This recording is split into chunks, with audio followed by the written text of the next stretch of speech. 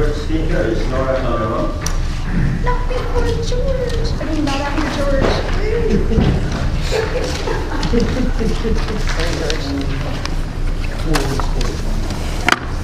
Good evening. I'm Laura Calderon, and I'm a resident of Suisun City. And the reason I'm here is I'm here to oppose putting fluoride in our water. I oppose water fluoridation because I feel like it's a form of compulsory mass medication, and it is toxic. I should get to choose what toxin I put in my body, whether it's a Big Mac. It should be my choice, not have that decision made for me, especially by the government. You know, if you look at every label of the toothpaste, I mean, it says, basically, keep out of reach of children. If more than used for brushing is accidentally swallowed, get medical help or contact a poison control center right away. It says that on every tube of toothpaste.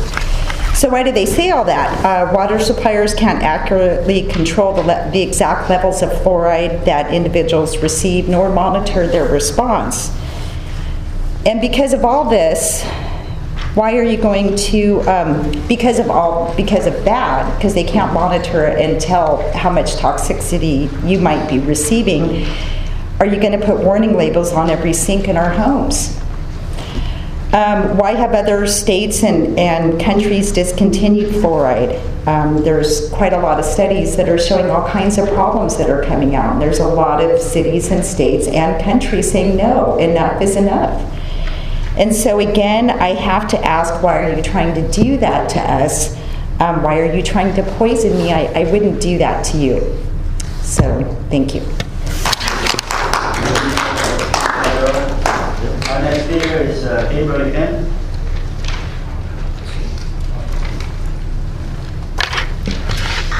I come just as a citizen. I am also a concerned, push it again? Okay. I come just as a citizen.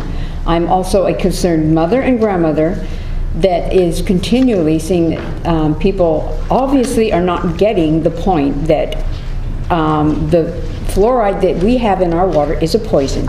Why are we considering poison in our water as beneficial health practices to our kids? So I'm just going to go over this one more time, the points that I specified the last time I was here. It's a highly toxic chemical. It is a byproduct of aluminum and phosphate fertilizer industries and a waste product of the nuclear industry. It is proven that it significantly lowers the IQs in every variable situation, both nationally and internationally. It is also so significant, the lowering of the IQ of children and the behavior problem in children, that many countries in Europe, and specifically China, which is one of the first ones to pull out, have banned the use of fluoride without their consent. It disrupts the thyroid, which affects the complete endocrine system, which leads to obesity, food intolerances, allergies, and diabetes, all of which we've seen a tremendous spike in recent years. It's a neurotoxin that targets, penetrates, and alters the pineal gland, which affects memory and learning, also causes developmental disturbances to the brain and the body. We are also seeing in our children a very early puberty starting in our children. And that is a stress to them because they enter puberty, their body does, but their brain doesn't know how to deal with the problems and the changes in their bodies. So that also causes behavioral disturbances in children. It suppresses the immune system, which creates an inability to fight diseases, to defend off viruses, and it does this because it inhibits the white blood cell movement by 70%, which it can also cause an increase in the cancer rate, especially leukemia. It reduces melatonin production, which creates sleep disorders, behavioral problems such as ADD, bipolar, lethargy, etc., especially in children. It eventually leads to bone brittleness and abnormalities. This was stated in a report by the Department of Health and Human Services and the Environmental Protection Agency. And that can be verified in the Washington blog. It causes respiratory problems. It causes asthma, eczema, and many other skin sensitivities. It also spikes in absorption, it spikes a high absorption rate of other dangerous chemicals into the system by creating a free pass of foreign chemicals into the body fluids and the bloodstream. And all of this takes place at lower doses, far lower doses than what is considered the recommended allowance by the government. And that is less than 10% of what is added to our water supply. It's well known that, and proven that most of these are created. And this is all because it's an accumulative toxin. So it accumulates in the body cannot rid itself of it. It accumulates in our brain cells and in the cells of our body and in the cells of all our major organs. The average measured amount in the soft and hard tissue of a normal, what we consider a normal individual, is 330 parts per million, and it can go up to 2,100 parts per million. There's a quote from the Harvard University study that says, fluoride is a neurotoxin and it's caused many problems in adults and extremely far exceeds the problems we should be seeing in children. It is senseless to keep subjecting our children to this ongoing fluoridation experiment to satisfy the political agenda of special interest groups. Even if fluoridation reduces cavities, its health benefit is more detrimental than any. Summarize your statement. Excuse me? Please summarize your Okay. statement. Okay, well, so my statement and my question is, if it is a pharmaceutical, like many are saying, why are unlicensed officials administrating it without our consent? And if it's not, which is well documented, it's a toxin, why is it considered legal to poison the public? And what it really comes down to is our basic rights, given to us by a loving God, and that is to live with freedom of choice, the ability to develop and express our innate giftings, to have total health, and obtain wealth by righteous means. We are being robbed of the full opportunity to develop our God-given gifts, especially our children, as they are placed in our care.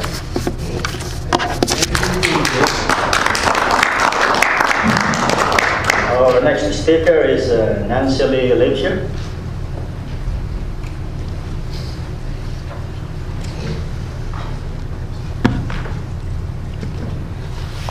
Good evening. I'm Nancy Lee Lipscher. I'm a citizen of Suisun City, and I was here in opposition to fluoride before, and I'm still in opposition to fluoridation. One of the facts that I was reading is, of course, the more water you drink, the more fluoride you get. So since everybody is extolling the virtues of a lot of water consumption, those who are trying to be healthy might really be making themselves more unhealthy. And guess who would get the most per body weight would be babies who are being fed formula along with local water. I vote against it. There's a lot of research. And because it's not doing anything but helping, quote unquote, teeth, why would we put it all the way through our bodies when we can buy those special, very well advertised toothpastes to put it on the teeth? That's the way to go. Thank you.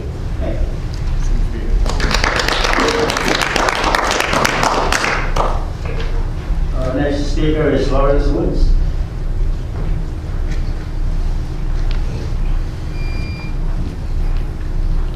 I want to thank you guys for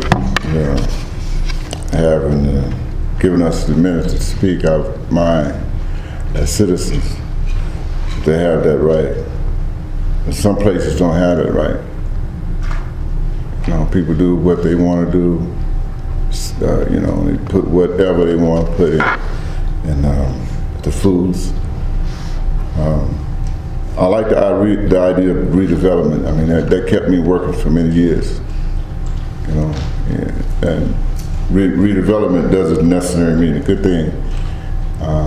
For some people, if profit is put over health and over common sense, the things that we do today is going to affect our children. And now I know a lot of you guys have been on this board for many years, and the city have grown. there's a lot of other things that need to be done. Some places there's living example cities that we could probably pattern ourselves behind. You know, that only had small land, but yet they seem still to be successful. City of Davis, it's a prime example. They have a lot of residential, and they turned some of them into businesses and residents. I mean, it's a lot of the things that we can look at to balance success and redevelopment. But as far as this fluoride, and the lady mentioned something about thyroid, I know a lot about that. It affects a lot of different points, major points in our bodies, in our children's bodies. That's vital, even up to affecting the intelligence of the individual, the health. Our children are going to pay for it. If you vote for this, our children are going to pay for it. Guaranteed. You won't be around probably. You'll probably be dead. But the people here tonight, we will remember the ones who voted for this. When children start, the mothers who have babies born with certain diseases and stuff like that, we're going to remember this day. I mean, if you vote for this. I think about the profit over health, and I just can't see you voting for this. You know, I can't see you doing it. I've seen you do a lot of things here in the city that made it better. We can do better than this. You know, we open up the meeting with prayer. I am a believer. If you believe it, I mean you have a strong will. So I hope you have a strong enough will to make the right decision tonight, or whenever you do vote on it. And I think I said enough about fluoride. You guys, I know you've studied it for a while, so do the right thing. Thank you. Thank you, Mr. Lewis. Our next speaker is Julie Gaddafi. 20 years ago, or for 20 years, I worked at the state hospital in Elbridge. One of the saddest things I saw was when you walk into different wards. One of the wards I never got over was a walker. You put your child in a walker, you don't want them dirty. They're running around in a walker because the parents in Marin County, most of the children came from that area, they didn't allow them to crawl. If you don't crawl, the motor sensor in your brain doesn't develop and you become retarded. They have wards for what you want to put in our water. You don't want to see it. I even asked my doctor at that time, because my children, I had a well and were on fluoride tablets. They were little tiny tablets. You could only give them to them at a certain strength for so many years, up to 6. Took care of it for life. What you're doing is putting fluoride in the water that everybody will drink for life. It's an incorrect dose. You're not doctors. You don't have the right to vote. I don't care how much money the panel's getting for the government to pay you to do this. I ask you to deny it. I know you're not going to do that because you've allowed Skelly Road to exist. Pete, I'd like for you to vote no. I don't want you to take the money and put this water in. I don't know how else. I want you to pass on to your next life thinking you did something good. Thanks, Pete.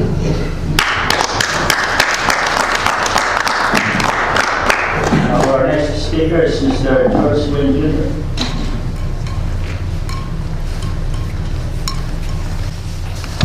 Good evening once again. I have two, I don't know what you call them, studies about fluoride that one was from the person that was the head of the Harvard study. His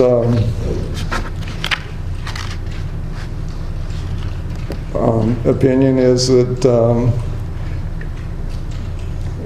there's strong evidence that having fluoride in the water contributes to a lowered IQ, and the more you get, the lower the IQ gets. Even if it wasn't the case, do you really want to take the chance of something like that? I think Mrs. Kent mentioned that there's problems with cancer. There's also studies that showed that fluoride increases the chance of cancer. Is that something you really want on your conscience? You can say you have agency protection, but is that something you really want to have people remember you by? You were the person that caused people to get sick because you put fluoride in the water. It's kind of like Agent Orange back during the Vietnam era. Nobody actually knew there was a problem then, but after so many people got sick, then even the Veterans Administration has to admit that that's a problem. And it's better to be safe than sorry, especially since you guys are not medical people. And also, you're appointed by the taxpayers to do a job. Is that job to cause harm to the people that are paying your salary? I think that you should be looking on the conservative and safe side instead of saying, oh, gee, I like fluoride, the dentists are for it, and we just don't worry about what happens in the future. You got to think about what the ramifications are. And I think it's interesting also that one of the things I'm going to give the clerk after this talk is finished. It's a woman, her father was one of the people that came up with fluoride in toothpaste. And she's a orthopedic surgeon now. And she doesn't agree with her father's position in putting fluoride in water. You don't have extra money to spend for anything in Suisun. Why would you want to spend it on something that's so questionable like that? How about fixing the roads? The roads get built and then there's never enough money to do maintenance. Come election time, then it's time to have slurry seal, and then they're supposed to be good for the next election. So I really think you need to think twice about trying again. Hey, you've already lost 2 times. You want to lose a 3rd time? So how many times is it going to take before you guys understand that the public is not wanting to be an experiment for your decisions that have no factual basis that I'm aware of? I think that you're going to have to come up with something pretty soon. Thank you very much. Our next speaker is Mr. Mark.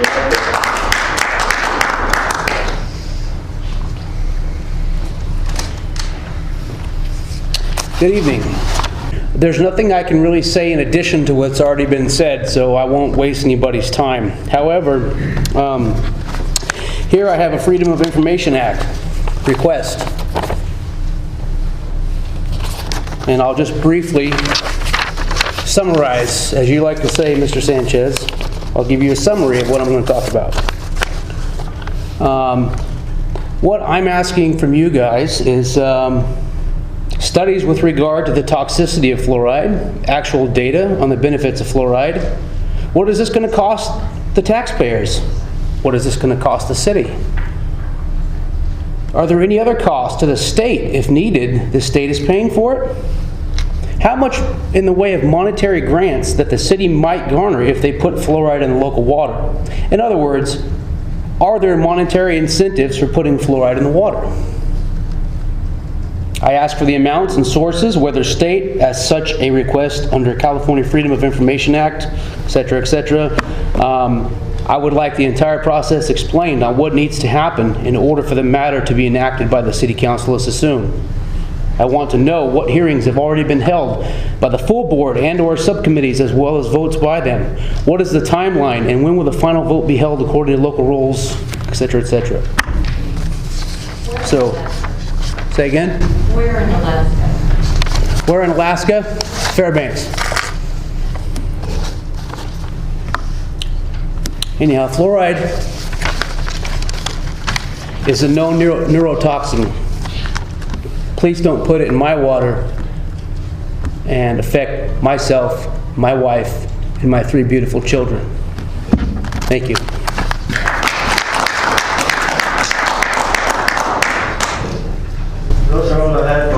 comments. Moving on to reports.